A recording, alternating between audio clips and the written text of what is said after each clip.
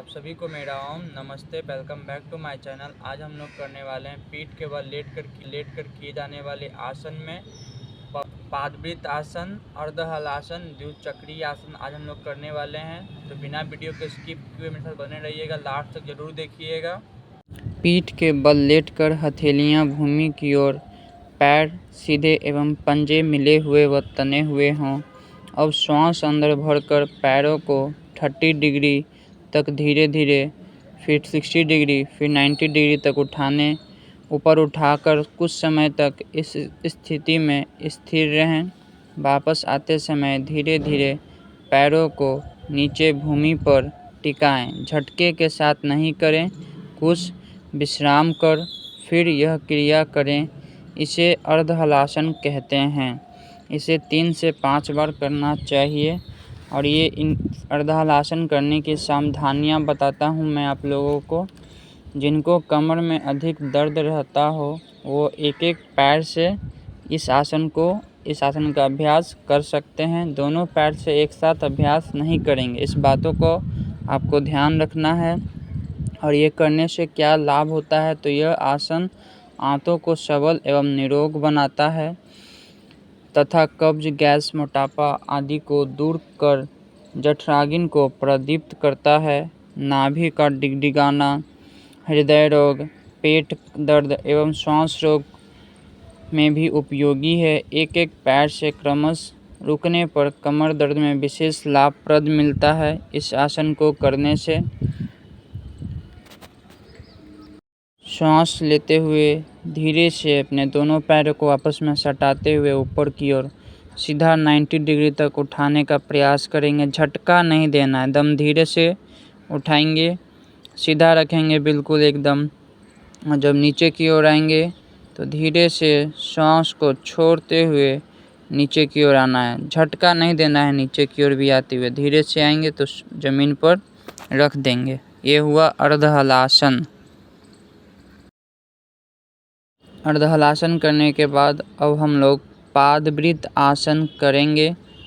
सीधे लेटकर दाएं पैर को उठाकर शून्य कृत बनाते हुए घड़ी की दिशा में 5 से 10 आवृत्तियों करें। एक दिशा में घुमाने के बाद दूसरी दिशा में पैर को घड़ी के विपरीत दिशा यानी एंटी क्लॉकवाइज में वृत्ताकार घुमाएं।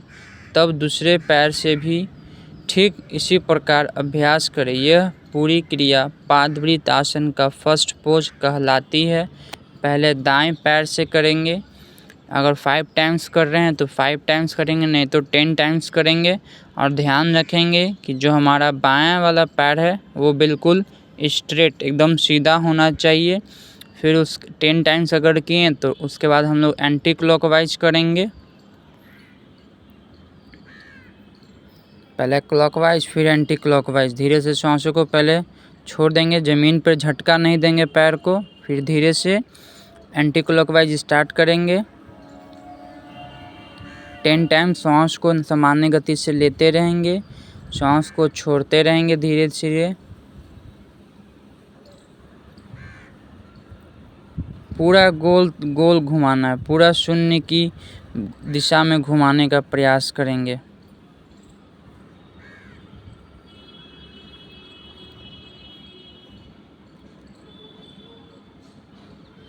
दोनों हाथों को कमर के बगल में रखेंगे। ध्यान रखेंगे जो हमारा बायां वाला पैर है वो बिल्कुल सीधा होना चाहिए। दाएं पैर से करने के बाद धीरे से थोड़ा देर रुक जाएंगे, इस स्थिति में विश्राम करेंगे, सांस को लेंगे, सांस को छोड़ेंगे। फिर बाएं वाले पैर को उठाएंगे और धीरे से गोल गोल घुमाने घड़ी की दिशा में घुमाएंगे 10 टाइम्स। सांसों की सामान्य गति से लेते रहेंगे, सांस को छोड़ते रहेंगे। और एक बात का ध्यान रखेंगे, जो हमारा पैर है वो ज़मीन पर स्पर्श नहीं करना चाहिए। घुमाते समय ज़मीन पर टच नहीं करना, ज़मीन से एक बित्ता ऊपर रखेंगे ही पैर को, उससे नीचे नहीं रखना है। सामान्य गति से गोल गोल घुमाएंगे 10 टाइम्स। दायां वाला पैर बिल्कुल सीधा होना चाहिए और हाथों की हथेलियां भूमि पर टिकी हुई हो। फिर धीरे से सांस को छोड़ देंगे तो सीधा कर लेंगे। फिर एंटी क्लॉकवाइज घुमाएंगे विपरीत दिशा में, सामान्य गति से सांस को लेते हुए पूरा गोल गोल घुमाएंगे। पूरा ध्यान रखेंगे पैर का घुटना मुड़ना नहीं चाहिए। बाएं पैर से कर रहे हैं तो बाएं पैर का जो घुटना है वो हमारा मुड़ना नहीं चाहिए, बिल्कुल स्ट्रेट एकदम सीधा करके करेंगे। अगर आपका घुटना मुड़ जाता है तो ये गलत करते हैं आप, तो घुटना मुड़ना नहीं चाहिए। इस बातों का बिल्कुल ध्यान रखना है आपको।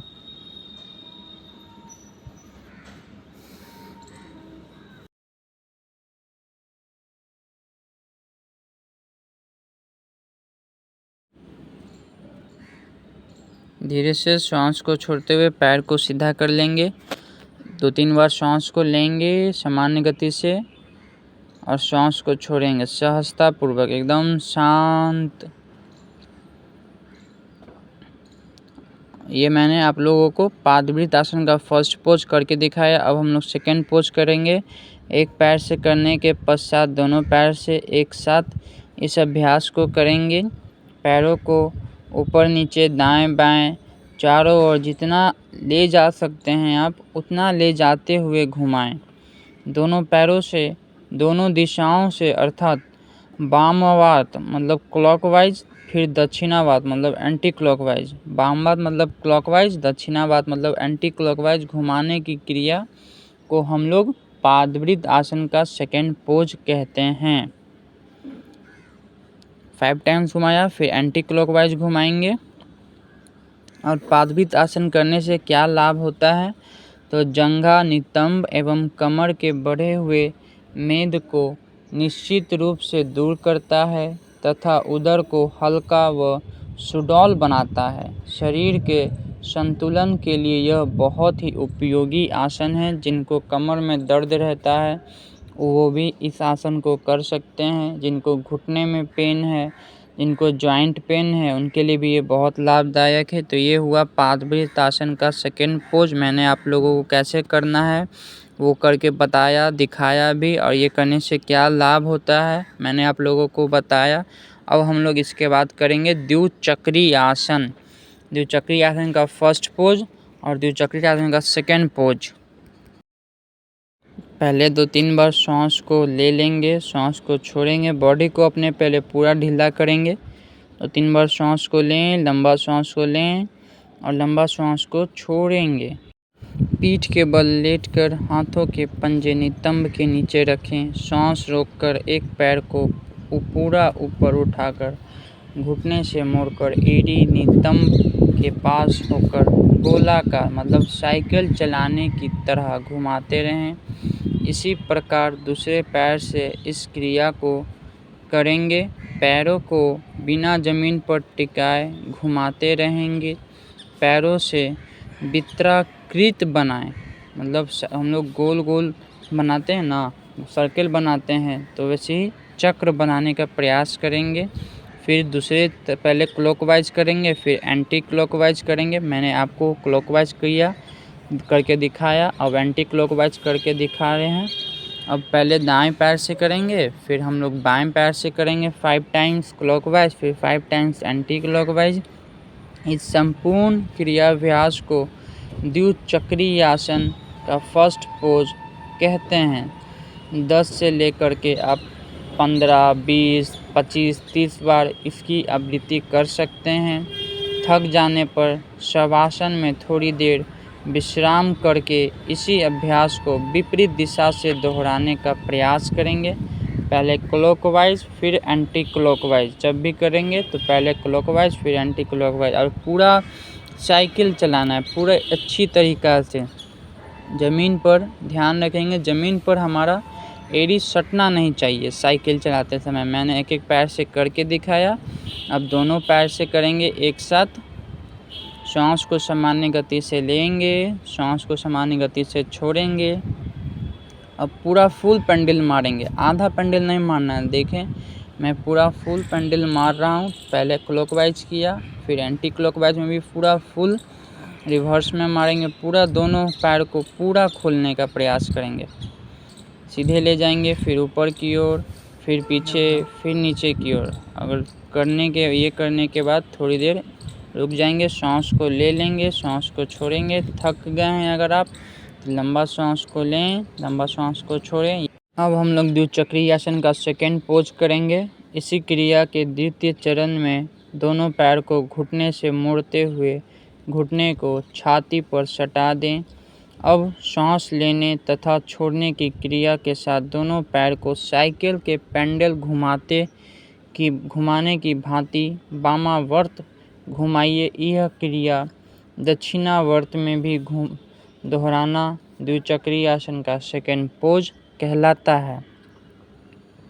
पहले क्लॉकवाइज करेंगे, फिर एंटी क्लॉकवाइज।